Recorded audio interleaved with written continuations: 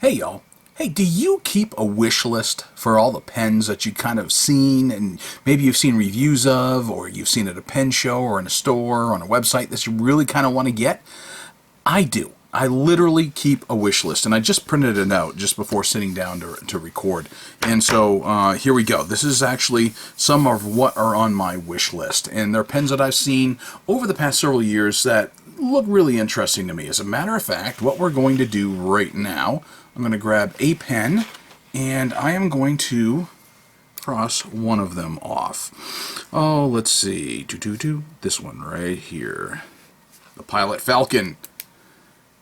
I have been wanting this pen for a while because it seemed like it was a really good performing, good writing, good looking, comfortable pen that was a decent value, even though when you're first starting to collect pens, you look at the price tag and you go, ooh, that's a little high for me. Even at the $150 range, some people consider that to be fairly expensive, especially when you're just first starting out and getting into pens. I know I did when I was a newbie, and there's no way I'd pay that much. Well, over the years, I've acquired more and more expensive pens, and somebody argued with me one day, $100, you consider that to be expensive? Humph. Well, yeah, actually, when you're used to paying a whole lot less and you're just getting into the hobby and investigating, yeah, $100, depending upon your perspective, can be. There are people who literally can't afford that so much, and then there are people who just don't have the perspective that it's a pen.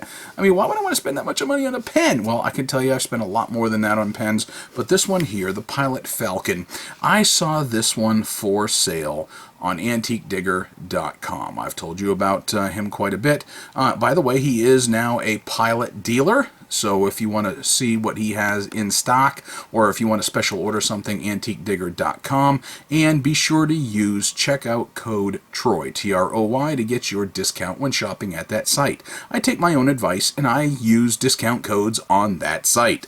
So, I went ahead and decided I wanted the Pilot Falcon that he had there. I hemmed and hawed. Do I really want to do it? Do I want the pen? It's been on my wish list. I mean, it literally was on my wish list for a couple of years. I just haven't made the move towards one, and it wasn't really on my radar quite as much. But when I saw it at a decent price, because I've been shopping and I've seen them over the years, $150 to $190, depending upon what kind of trim and from whom you buy. So this one here, the black and rhodium trim, and it is a broad nib. So a broad nib. Well, what's the deal with a broad nib? Why would I get a broad nib? Usually I'm into medium nibs. I definitely don't like extra fine and fine quite as much. So why would I go with a broad? Well, one of the things is Pilot being a Japanese manufacturer, Asian nibs sometimes run on the narrower side. So I figured for a broad nib, okay, let's go ahead and try that. Well, quite honestly, I already have a Pilot in a broad nib, and that is this one right here. This one is the Pilot Vanishing Point, and this actually is a broad nib, and it wrote very nicely. Had this one for several years, and in this beautiful carbonesque blue pattern, it writes great. It's a very, very smooth and reliable writer. So I already knew what a Pilot medium nib was like, a fine nib, and yes, a broad nib. So I went ahead and snatched it up. So it comes in a box, a cardboard box, nothing totally impressive. You open it up and you've got the typical Pilot presentation box where you've got the clear window up top. So I got it, opened it up, and yes, it has the Pilot Namiki. Namiki is the same company as Pilot, so when you're going to market in the United States and other countries, Pilot was probably a better marketing name for them than was Namiki, even though they've been going back to some Namiki naming and some stuff. But this is the Pilot Falcon. When you look at it, you go, that's not a special looking pen, really. But it's not bad. I mean, it's classic styling, and it's a modern looking pen. So you open it up. This particular pen came with a converter, so I went and I looked to see if anything had come. Well, no, maybe not. So this one looked to have been inked maybe once from what I read on the description. So I'm going to close this box back up, set it aside, get it out of my way, and this is what you've got. This one still had the foil sticker on it, and it still looked pretty good. You can see I've used it for a little while here, and it's gotten, you know, my fingerprints all over it, and some dust and a little bit of grime on it just from my use. On the top you've got a flat cap with a silver on that cap finial, and then you've got kind of a curve on this particular clip.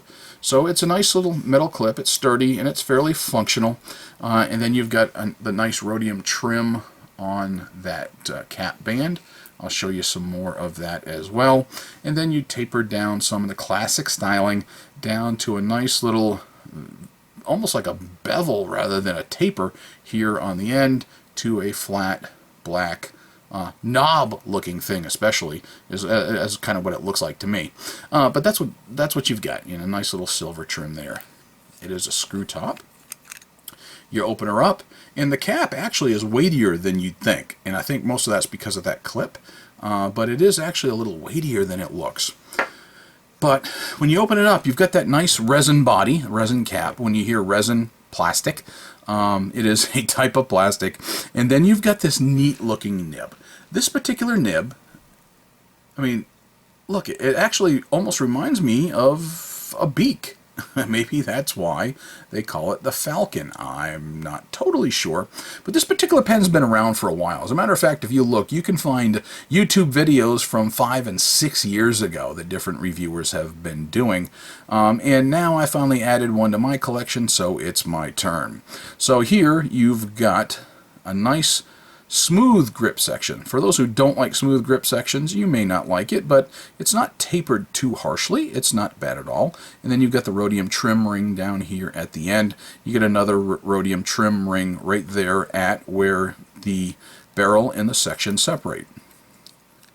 So you pull it off, and this is the converter that it came with. I don't know if that's an original converter or what, but that is the converter that this particular pen came with. So I've got a bunch of cartridges if I want to use them from Pilot. I've also got some other Pilot converters I may throw in here. This one didn't draw up as much ink as I thought it would. So when I first looked at this converter, I was like, well, I don't know how effective that's going to be. And it didn't have as much of an ink draw. So that's all in the converter here. But I did put into this some Monteverde Midnight Black, I do believe is the ink that I threw into this particular pen. Screw it back in, and my big old mitts, that actually fits fairly well in my hand. It's just long enough for me. If it was any shorter, I'd probably have a hard time with it, but it fits actually fairly well as it sits here in my hand. It's not uncomfortable to write, and I can tell you, having used it an awful lot over the past several days, it actually writes very, very nicely, and I'll give you a writing sample of that here shortly. So if you want to post it, it does post securely. It's not going to go anywhere. That cap is not coming off whatsoever. It does backweight the pen just a little bit.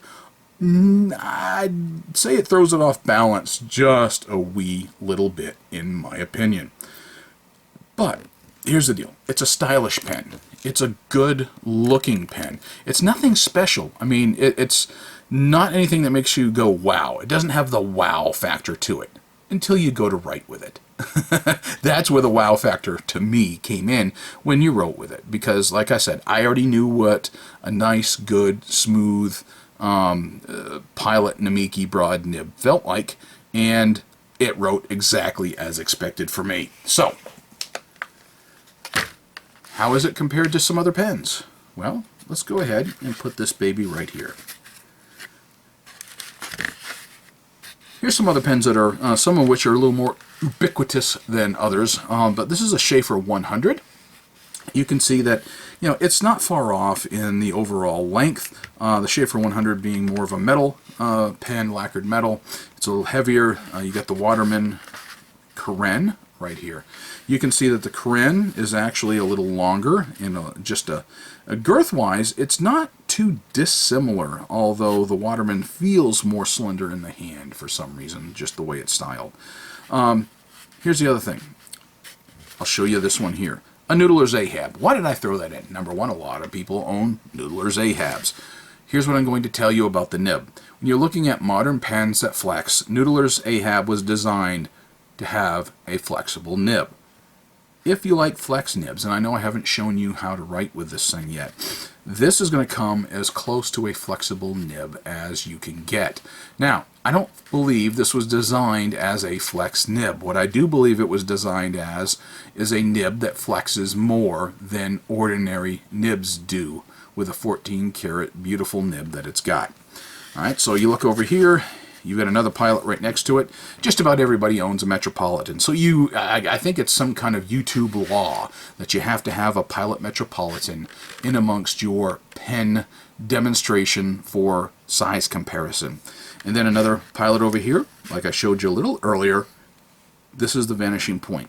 I dug out a Lamy 2000 because that's another fairly common pen. The Lamy 2000 is a little more girthy, and you got that Macrolon finish that definitely feels different than the nice smooth resin that you've got over here, but lengthwise they're not too far off. And just for comparison, I threw in the Montblanc 149. Much bigger, beefier, girthier pen, but you can see it's also got the precious resin.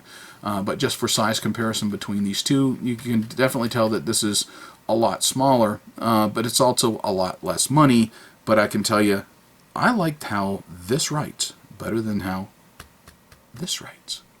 No joke. I like my Pilot Falcon and its writing performance better than my 149 performance. So, before I show you exactly how that writes, I'll put up some statistics for this particular pen so that you can check them out, and I know they're still online. And like I said a little earlier, price tags tend to be somewhere between about $150 and $190, depending upon the trim options, the nib options, and from whom you purchase that I've seen thus far.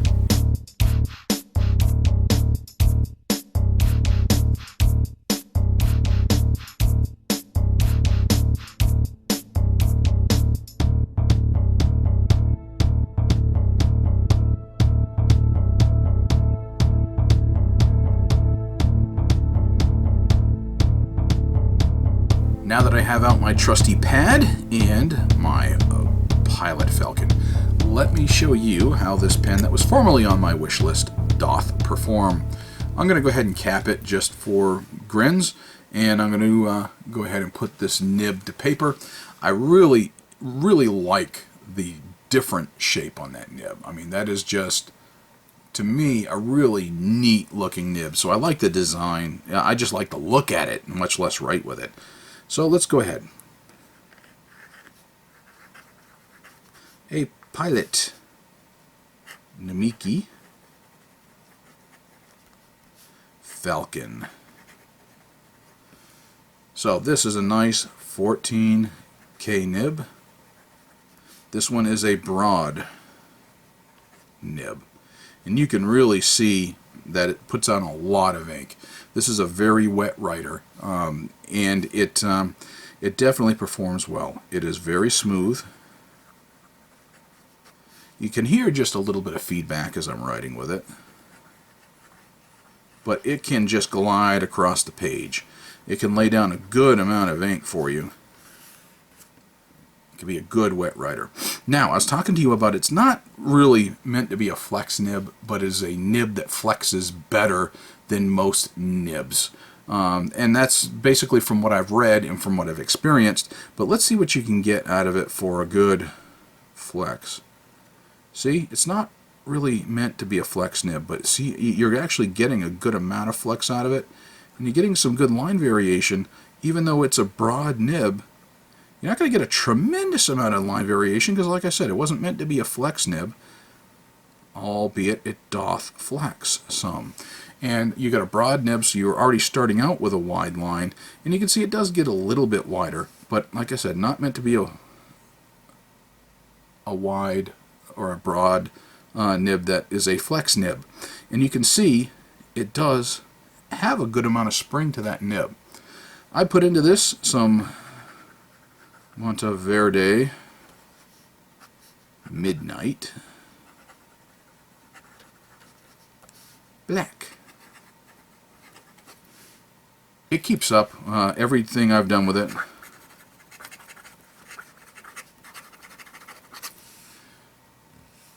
It has been a pleasure to write with this pen